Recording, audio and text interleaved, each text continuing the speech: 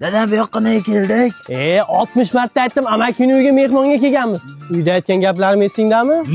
Qishloqqa mehmonga borganingda mol tagiga bormaysan, dasturxonga yopishmaysan. Esimdan chiqib ketdi. Shuni bilib uyda yozib kelganman. Uyda qolsam bo'lar ekan. Amaki! Jiya. Amaki! Hojatxona qayerda? Ha, mehmonlar kelib zo'r ish qilsalar, ha, olinglar. Olaylikmi? Tushundim, 3-qo'yda. Qanaqa qo'ydi? Ha, anu huquqdan tayyorlanyapti. Amaki, bitta narsa so'rasam bo'ladimi?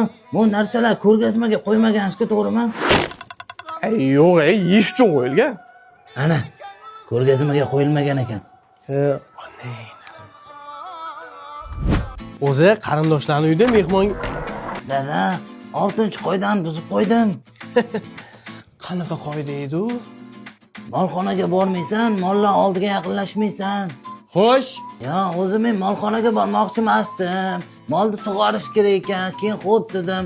Mol keyin qochib ketdi. Orqasidan yugurdim. Mendan qo'rqib ariqqa sakradi. Siz ishni bilmaskan cho'kib o'ldi. yaxshi. Narsalarni yeb ketamiz. Dada, yana bir kun qolaylik. Hali Toshkentga ammang uyiga ham borishimiz kerak. Ertaga taksini qayerdan topaman men?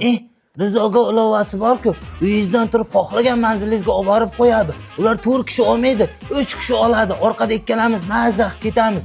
Narxlar oldindan kelishilgan, savdolashib o'tirmaysiz. Hamma viloyatdan Toshkentga, Toshkentdan hamma viloyatga qatnaydi ular. Boshqa xizmati ham bor. Hozir zakaz qilib qo'ysam, ertaga keladi. Zo'r ekan. Mayli, ertaga ketaveramiz. Kim nima bo'ldi? Jiyam, qo'ymoqqa beraman deb. Ha, onangni emga kecha aytdim ketaylik deb. Og'riydi-ku.